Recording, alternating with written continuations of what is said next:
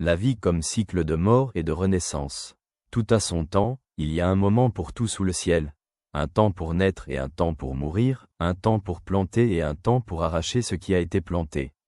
Livre de l'Ecclésiaste, chapitre 3, versets 1er et 2e. Ne crains pas, car je suis avec toi. Ne sois pas effrayé, car je suis ton Dieu.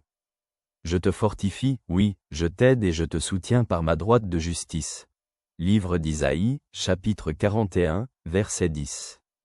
Réflexion. La vie humaine n'est pas statique, c'est un processus de transformation constant.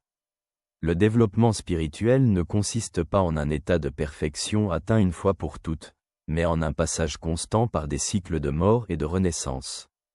Il y a des moments de croissance, de joie, de proximité avec Dieu, mais aussi des moments de crise, de doute et de vide intérieur. Chaque étape a son importance et prépare à la suite du chemin. La mort de quelque chose en nous, croyances anciennes, relations, façon de penser, ne signifie pas la fin, mais le début de quelque chose de nouveau. Parfois, il faut perdre quelque chose pour que quelque chose de plus grand naisse. Dans le christianisme, c'est précisément la mort qui conduit à la vie.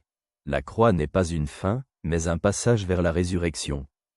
Comment vivre consciemment les cycles de croissance spirituelle?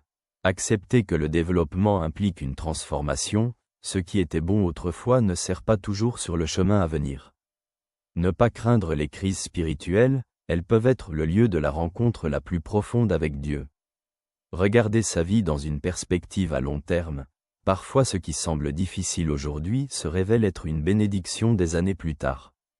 Avoir confiance que Dieu guide, même si la phase actuelle de la vie est pleine de ténèbres, Dieu prépare quelque chose de nouveau. Suis-je capable d'accepter que ma vie est constituée de phases de mort et de renaissance? Est-ce que je vois du sens dans les changements que je traverse? Dieu guide constamment l'homme à travers des cycles de transformation. La mort d'une étape est le début d'une nouvelle. La résurrection n'est pas seulement un événement pascal mais une réalité quotidienne du développement spirituel. Merci pour le temps passé ensemble, que Dieu te bénisse. Ton ami.